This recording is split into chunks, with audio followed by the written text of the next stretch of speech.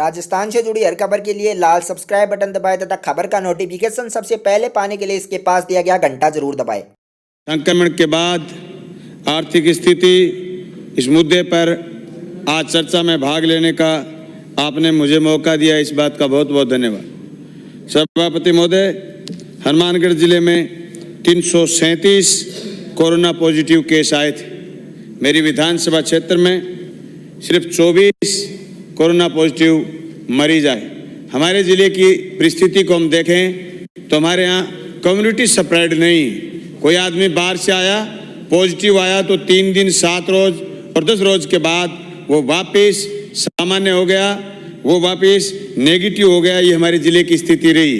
सभापति महोदय, हमारे राजस्थान की हम बात करें, जब कोरोना आया, कोरोना की चर्चा आई तो हमारा सदन था।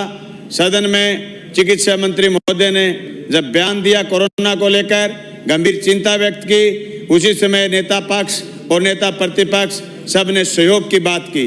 सभापति महोदय, हमारे देश के लिए ये गंभीर बीमारी, ये महामारी एक नई चीज थी।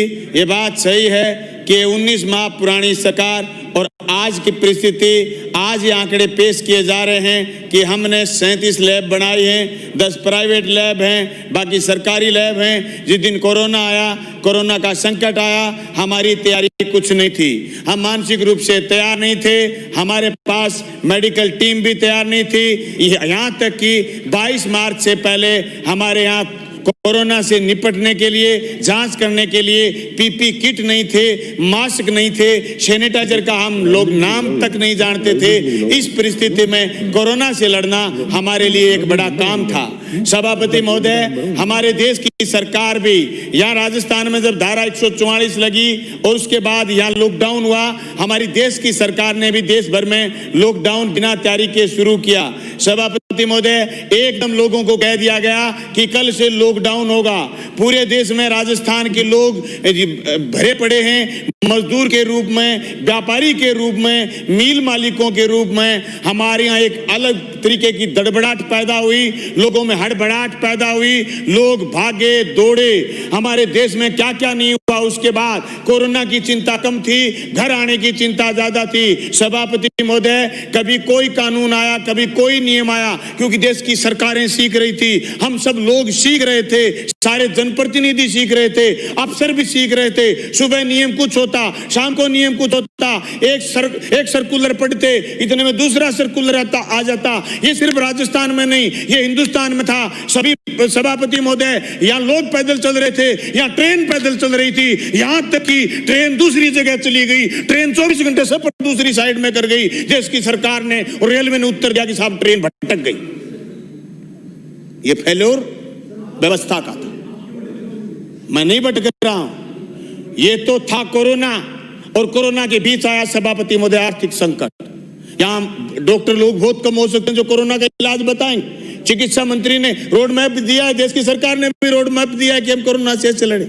लेकिन इस कोरोना के आड़ में जो भटकने और भटकाने की बात कर रहे हैं मेरे भाई, इनके दिल्ली की हुकूमत ने जो देश में बेचा, जो निजीकरण का तांडव कोरोना के काल में किया, जिस तरीके से एयरपोर्ट बेचे गए, जिस तरीके से रेलवे का निजीकरण हुआ, जिस तरीके से बेरोजगारी पैदा हुई और उसको कोई संबल देने वाला बचा नहीं, जिस तरीके से उद्योग धंधे चौपट हुए, उसके बाद जो बेरोजगारी की हालत बनी।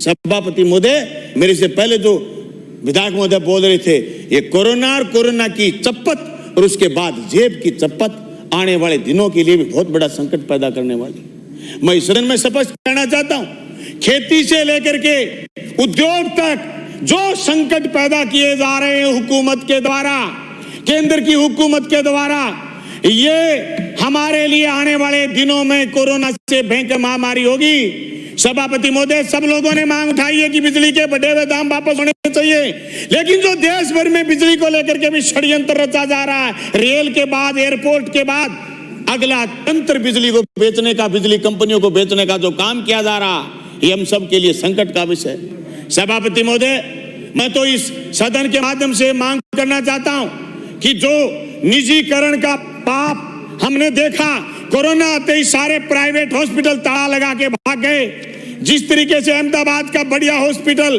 कोरोना आने के बाद बंद हो गया था, जिस तरीके से हमारे प्रदेश में भी कोरोना आने के बाद एक एक प्राइवेट हॉस्पिटल भाग गए थे, ये निजीकरण का फंडा बंद हो, सरकार सारे सिस्टम को अपने हाथ में ले, सरकार चलाए। जिस कोरोना से सरकार ने खुद लड़ने का काम किया है, सरकारी तंत्र को मजबूत करने का काम है राजस्थान और केंद्र की सरकार करे।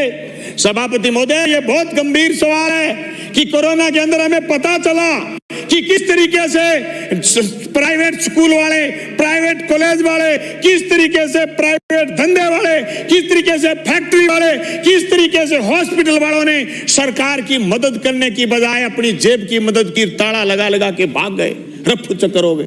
बची तो जनप्रतिनिधि बचे, सरकार बची, सरकार के अफसर बचे, सिपाही से लेकर के ऊपर तक IAS IPS अफसर बचा, बीच का जो निजी धंधे वाला आदमी कोई नहीं बचा। सभापति महोदय, मैं आपको कहना चाहता हूं कि ये पूरे हिंदुस्तान की संस्कृति, ये वासुदेव जी की बात से मैं सहमत हूं, हिंदुस्तान की संस्कृति है मदद करने की।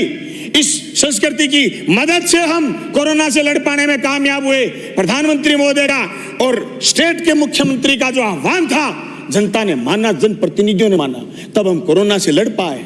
लेकिन ये लंबी लड़ाई बिना अर्थ के चलेगी नहीं। इसलिए अर्थव्यवस्था को जो चौपट करने का कार्यक्रम किया जा रहा है कोरोना की आड़ में, उसको रोकना होगा, निजीकरण को रोकना होगा, सरकारी तंत्र की तरफ आगे बढ़ना होगा, जांचें और ज्यादा बढ़ानी होगी, कम्युनिटी स्प्रेड को रोकना होगा और मदन दिलावर को भी रोकना होगा जो लोगों के बीच में बोलता है। आपका बहुत बहुत धन्यवाद। इनकलाब।